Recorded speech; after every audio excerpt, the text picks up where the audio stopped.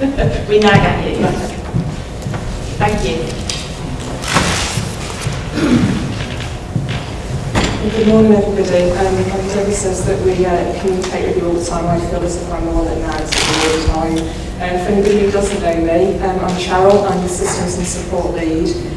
One of the big areas on my team is the collection of data and also the collection of income. So I think because of that, probably all of you sat here have probably had an email from me at some point in time. So this is now face to it. So I'm going to cover today with you transfer of data, payments and pension contributions, a little bit of feedback on how year-end went for 2016-17, where we're going with year-end for this year, and we're going to have a little look at pensionable pay as well. So transfer of data. I think probably everybody in this room now is very much aware of the term iConnect. It's the system that we use. Most of you probably here are involved in using it. We are, Debbie's already mentioned that we've got everybody using it. And again, I would just like to add a thank you to that. Without all of your cooperation, we couldn't have got everybody on board at the start of this financial year. So I'm really pleased to say we've now got, it's 130 employers that we actually have actively contributing to the scheme. So we've got 130 employers sending this data through, which I think is a fantastic achievement. It doesn't seem that long ago I was sat or stood here where we were talking about trying to get all of you on board. So it's been really, really good. We did offer some training sessions to get that up and running. We did one-to-one sessions either on the site, some people came to us, and we also did some telephone support training as well. We issued guides, and one or two of you were able to just read through the guide and got yourself going. So again, that was brilliant.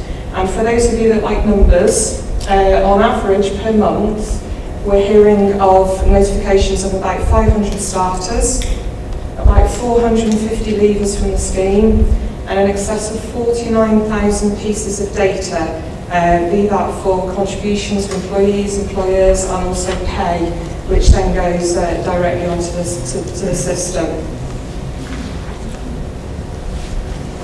So what does this mean for you as the employer? I think one of the big things is that it means that you're compliant with legislation. Debbie's already touched on pensions regulator and their code, and there's various bits of legislation that we have to make sure we're compliant with, and also in order to do that your data is coming through. We have obviously the local government pension scheme regulations, there's disclosure regulations and record keeping regulations. So by you sending all that data through now timely, we know that we're compliant with that. The data is then transferred directly through to the pensions administration system without any manual intervention, so that keeps the auditors happy. And that's been a big step for us over the years. You know, sort of year-end returns in the past, we tried to interface them through to our system. If they didn't hit the right records because we hadn't heard of starters, then we were then having to do lots of manual work. So that's a really big step forward. And again, that we're notified of those starters and leavers on time. Again, disclosure regulations state that we have to inform leavers of their options within a certain amount of time, and also that starters are notified of what their options are and what they can transfer into the scheme. So it just means that we're compliant with those timescales. And also that data is accurate. As I've mentioned, less manual intervention, getting that information into the system. And as Debbie's been talking about with data quality, it just means that we've got accurate data now held. And again, just sort of touching on what Debbie's mentioned before, we've been really pushing this year to get member self-serve up and running, but it means now that the person, individuals, they can go in, they can log into their account, they can see the pay that you're sending through, they can see their pension building up, and then they've got some up-to-date pay figures there that they can then go on and do some projections with as well.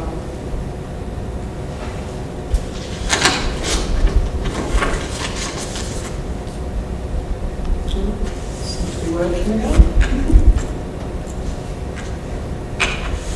So you send them through your return to us. There's just one or two things that we just need to sort of point out that you still need to do some other paperwork as well. So you notify us of a leaver through iConnect, but don't forget we still need a leavers form. So that's the Pen 07 form, again some of you are probably familiar with. You can find it on our website in the employer area, but if you're not sure where it is, then by all means just drop us an email, give us a shout, and we can point you in the right direction. So we will always need that form completing when they've left your employment, so they've gone elsewhere, that they've left a post, but they've still got another one continuing. So those tend to be people with multiple posts. We tend to get lots at schools where they clean, they cook, they're a teaching assistant, they can have 4 or 5 different posts. So if they leave one of those, we would need a leavers form in that case, because we've got to give them some options on then what they do with that particular record as to how that combines with the ones that are ongoing. For an opt-out, so if somebody who opts out of the scheme but they've got more than 3 months service in the scheme, you can't do the refund, so we need to know about those contributions and pay, so again a leavers form for those. And where a post change should be treated as a new employment. So if you've got somebody that just changes posts, so say they're a pensions assistant as an example and they become a pensions officer the day after, we wouldn't need a leavers form in that case. That just becomes a post number change, they're carrying on that employment. But if it's deemed that they are actually having that new employment is to be treated as a new employment, so the one contract finishes and the other one is completely new and starts, we would need a leavers form in that case. What I would say is if you're not sure about that, again, just give us a shout because we can just talk through where that might be covered in the regulations.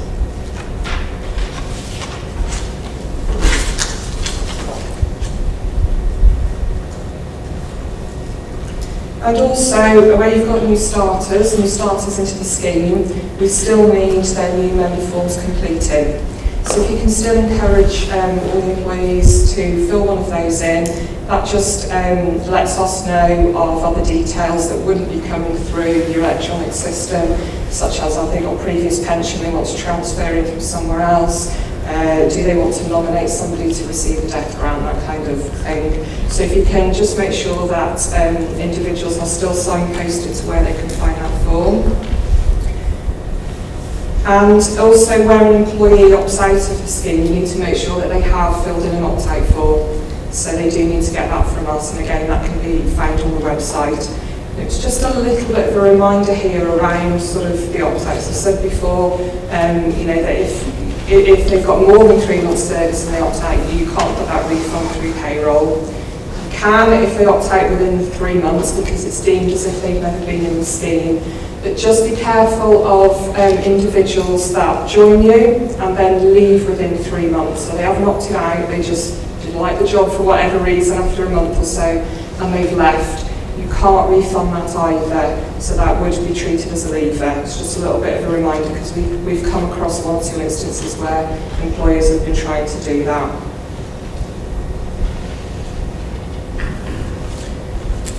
So as I say, iConnect has been going really, really well, but we know we can make improvements, we can ask for improvements and developments to be made. So if something's not working or there's something you'd like it to be doing, let us know.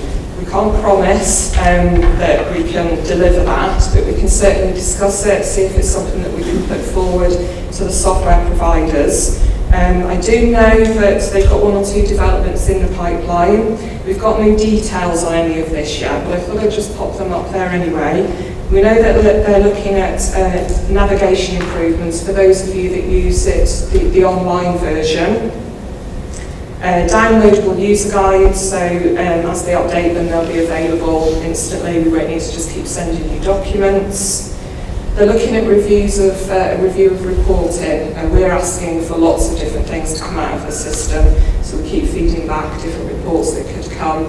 One suggestion came from, I think it was from an academy recently, where they would like to know sort of cumulative figures within their financial year, which ends, I think it's either the 31st of July or the 31st of August, they vary for the academy schools and colleges, rather than at the tax year end. It's something that we hadn't thought of, so we've put that to them, and they're going to have a look at that. Some online help, and the final one I think would be really good is checking contributions against pay. So again, I've got no detail on that, but I'm hoping that will be that they will look at, that the contributions and the pay are working out right, and obviously throw up any error or tolerances if it doesn't. The last bold statement at the bottom, Gareth has asked me to pop this on. I can see him laughing at the back there. Can you just please remember to click proceed on your uploads and not leave it as pending?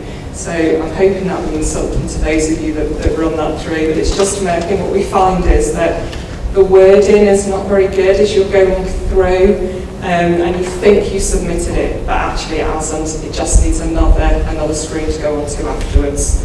So if you can do that.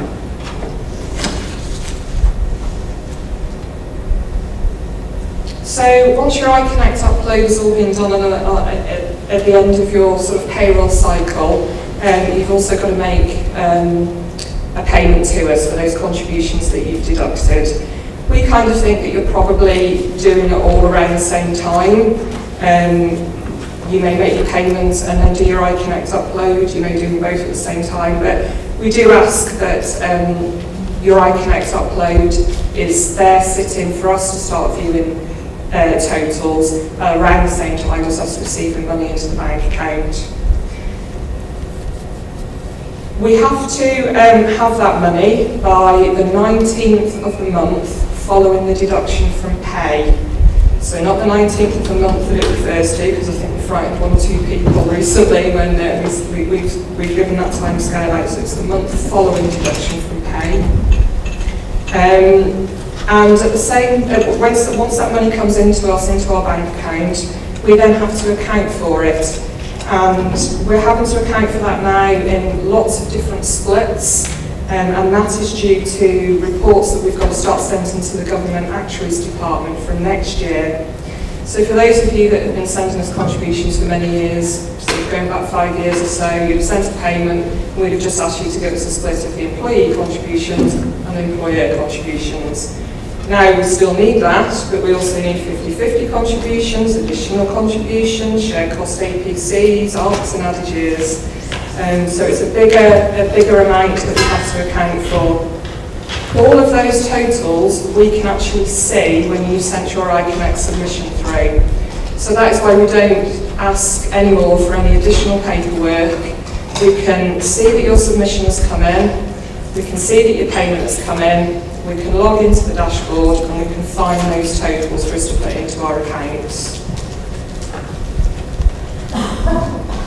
It is also important that you do a reconciliation each month as well. When you do that check when your payment arrives and your submission, we expect that what you've deducted for that month is what you've paid us. And so we will come back and query anything if there is a discrepancy. It could be that there's adjustments going through. We understand that you might be doing refunds into old year, and then you can't put those figures through iConnect.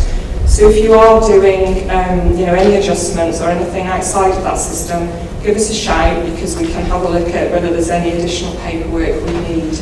I don't think Shropshire Council would mind me bringing them up. They obviously are a huge payroll, lots of different things going through. So we do have a separate balance sheet that comes from them, just so that we can do a reconciliation and make sure that it does all balance.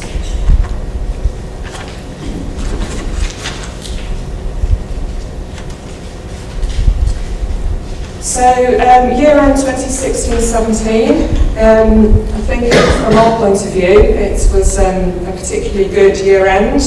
We had the majority of employers already live with iConnect by March, so that meant that we didn't need any separate year-end return. We had 14 employers who were still submitting the old monthly spreadsheet, so we just used their month 12 to put figures through and use that as their year-end submission. What it meant from our point of view was that things went a lot quicker. So we were able to run our normal data checks much quicker than we had done in previous years. It also meant, I think from our point of view as well, we didn't have quite so many queries back to employers, and hopefully you find that as well, that we weren't banging on your door once year end had gone through, double checking too much stuff with you. What we do when we've had all the submissions go through is we check that for that year, every active record has had contributions posted to it, a care pay figure posted, and a full-time equivalent pay under the old 2008 regulations. If any of that was missing, then that's when we would have come back asking for data. We also did a check on care pay that was posted for this year, back to care pay that was posted for last year, and had a look to see whether there was any massive increases or decreases that caused us any concern. We were able to see where individuals had had an hour's change, but again in some cases we did come back and query some of that. Just again going back to what Debbie was saying, that we are making sure our data is accurate, and those were the checks that we did. There were one or two areas that didn't go quite so well, and the biggest one was full-time equivalent pay not being submitted. Again, this wasn't everybody, but I think it's just because it's one of those things that you have to give us just once a year, we tend to forget. What we had to do was ask employers to send us that data through on a separate spreadsheet. So it just meant that we had to do that separate upload. We also had one or two issues around any employers who might have casual employees on their records. So relief casuals, so people that aren't necessarily paid for contracted hours, they'll just be claiming timesheet hours on an ad hoc basis. Where they were sort of auto-enrolled into the scheme for that year, we were tending to find that we had start dates coming through that was not related to when they came into the scheme, but related to when they started employment with you.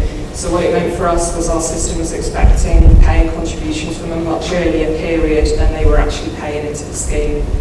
So again, we just had to come back and query that, but if people can just be aware of that. And also we found this year that some of the paperwork that I send out around March time, there's 2 forms that we need completing at year end. Some of that hadn't been coming through. So what I thought I'd do is just perhaps go through each form, just as to what we require on there and why we need it. So the LGS 121A is a yearly reconciliation. I've just popped up there one or two, it's section 131 of the TPR code, so Debbie was talking about code 14 before, which governs the legislation in respect of deductions from pay and amounts paid to the fund. So it states that schemes should be able to trace the flow of funds into and out of the scheme and reconcile these against expected contributions. And then scheme managers must also be keeping their own transactions. So in order for us to comply with that area, we do ask that at the end of the year you do your full year's reconciliation. So hopefully you can see that a little bit. I'm not expecting you to read the wording on that, but that probably looks a familiar form to some of you that you have to complete. For anybody who has their payroll outsourced, you may find that your payroll completes those figures and they then send it on to you for check-in and for signing and then for sending on to me.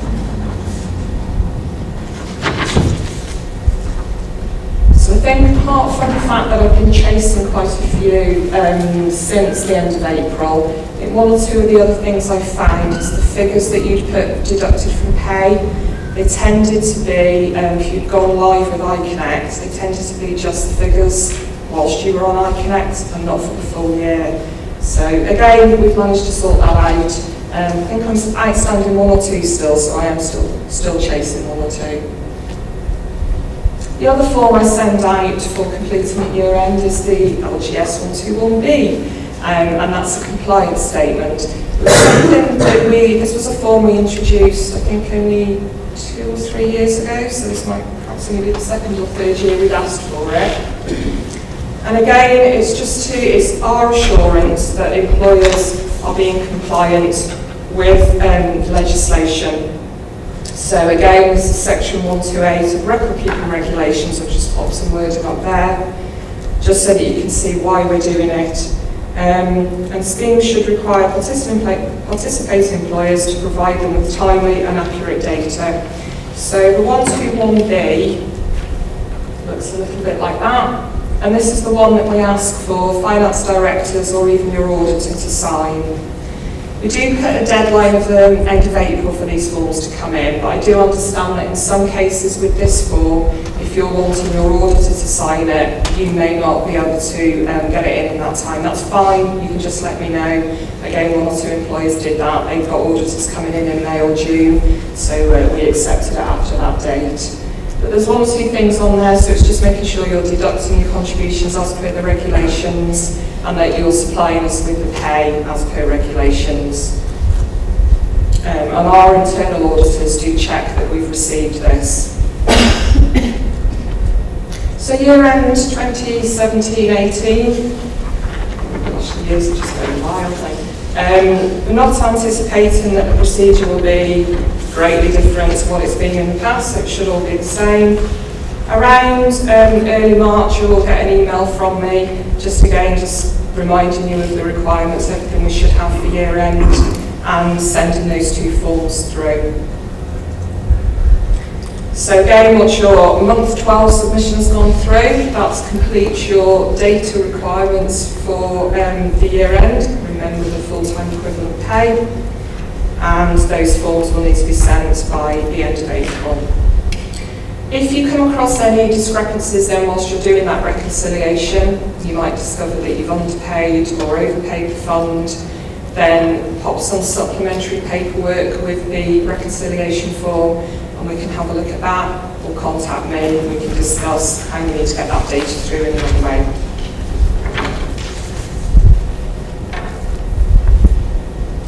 So I'm just going to have a little look at pensionable pay. This is really just going to be some key reminders on 1 or 2 things around pay rather than trying to do lots of calculations or examples. Becky and myself did discuss this, how we were going to do it today. We could have really run a workshop. So what we're saying is if that's something that you think would be helpful, let us know, because we are considering whether we could run some workshops on understanding pay next year. The LGA run a course on understanding pay, and that's what you come back with, a full folder of notes. So we really couldn't cover everything in the time that we've got this morning, but it would be interesting to know if you think that's something that you would find useful. So pensionable pay under the 2013 regulations, referred to as CARE. Debbie touched on it a little bit before, and I've just popped up there, that's the regulation that covers the pensionable pay, Regulation 20. And for those of you that are familiar with the 2008 regs before, the biggest change of that was that additional hours and non-contractual overtime became pensionable. It made it easier really, it's pretty much everything now is pensionable. So your cumulative pensionable pay, that is your the amounts that you're sending through on your ICANEX submission for your year to date. You need to just remember that it includes your basic pay and any extras. You have to report it for either section of the scheme, so we need it for anybody using the main section and anybody using the 50/50. I kept this sort of bullet point in from when we'd run this before. It's unlikely that you're going to get any pay now that relates to before the 31st of March 2014, but you never know if somebody's going to be given some sort of retrospective back pay. So you don't include any pay related to that period, but it does include any assumed pensionable pay. I'll have a little look at assumed pensionable pay in a moment. Provided separately for each job, so it's important that each separate role has its own post number identifier and that everything comes through separately for each job. And for pay under the care scheme, it sits in the period that it's paid and not when it relates to. Okay?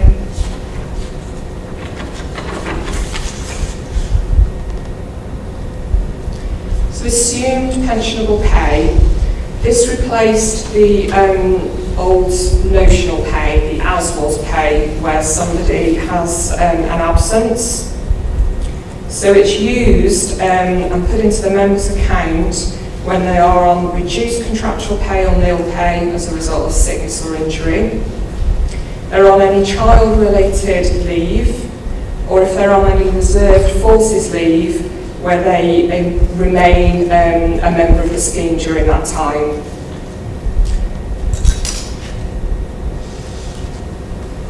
So, when calculated, the amount is added to the cumulative pensionable pay and not the actual pensionable pay. So what you need to do is calculate what your assumed pensionable pay is going to be, and then that replaces any pay then going forward.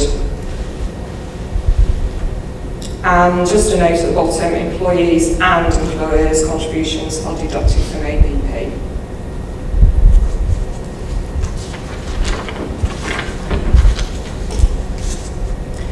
So it's calculated by taking the average of the pensionable pay of the employment for the complete 3 months leading up to the event, so the time of the absence.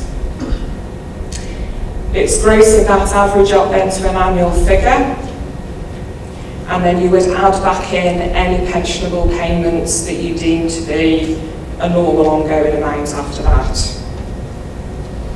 For weekly paid employees, we have weekly paid employees, I don't know whether they still exist anymore. Perhaps 1 or 2 employers might have weekly paid. Then you would use the 12 complete weeks before that period.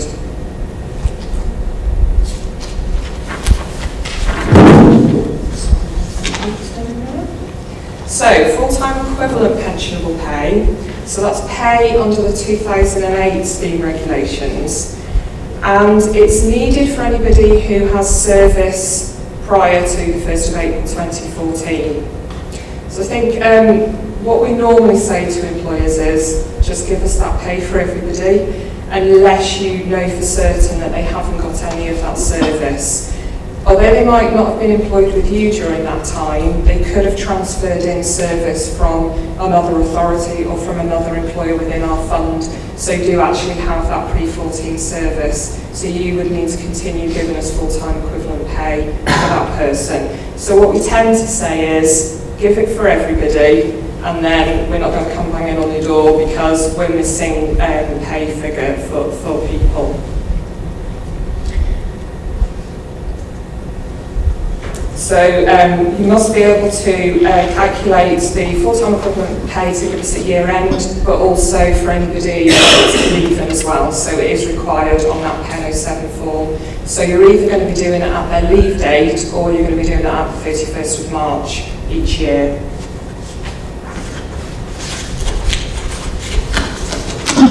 So calculating full-time equivalent pay.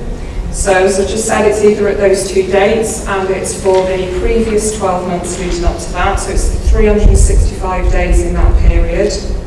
It's grossed up to a full-time amount for any part-timers, and it does not include non-contractual overtime or additional hours, so that's the big differences between the two different sets of pay. And APP doesn't apply for full-time equivalent pay either. It would then be the old term of notional pay. So what you need to be doing, I haven't put any calculations in here, but what you need to remember is if somebody's had a pay change, a pay increase during that period, you're going to be giving us the proportion on the old pay and the proportion on the new pay. So at year end, it isn't pay that they were on just in March. So if somebody's had, gone from 20,000 to 25 during the year, at the end of the year we don't want the 25,000, we need part of the 20 and part of the 25, okay? So why is provided pay so important? And Debbie's touched a little bit on this already. Cumulative pensionable pay is used in the calculation of the person's pension account, so that's the care pay. And as I said before, somebody can go in and they can see that building up during the year. If this figure is wrong, then the pension's going to be wrong. So it's a 49th of that pay. So if that pay is wrong, then obviously the pension will be. Full-time equivalent pay is used at leaving for their benefits to the 31st of March 2014. And all of these figures are used on the individual's annual benefit statements each year. And also, Helen's going to go through this afterwards, but we have to do an annual allowance check for tax purposes across everybody, and those pay figures are used in that as well. So I don't think, we've all stressed so far how important it is to get those pay figures as accurate as possible. Just a few sort of pointers as to where you can get some further guidance. Have a look at our administration strategy. Timescales of when forms need to be sent to us are in there, and also when payment needs to be made. Have a look at the LGPS website. It's really helpful to go into their payroll and HR guide. They issued it when the new scheme came in back in 2014, and I'll admit that I still go in there probably at least once a week just to double check on things on those two particular guides. Again, there's our pension fund website address. The employer area there gives you lots of information on what you need to be sending through to us. That's my email address. By all means, I don't mind taking emails with any questions from employers if there's anything that you're not sure about. If it's iConnect related, please send it to me. I will just forward it to Gareth. But any questions, send on. And also there's our pensions email address as well. We don't want you sitting there worrying about anything. Please just drop us an email. Any questions?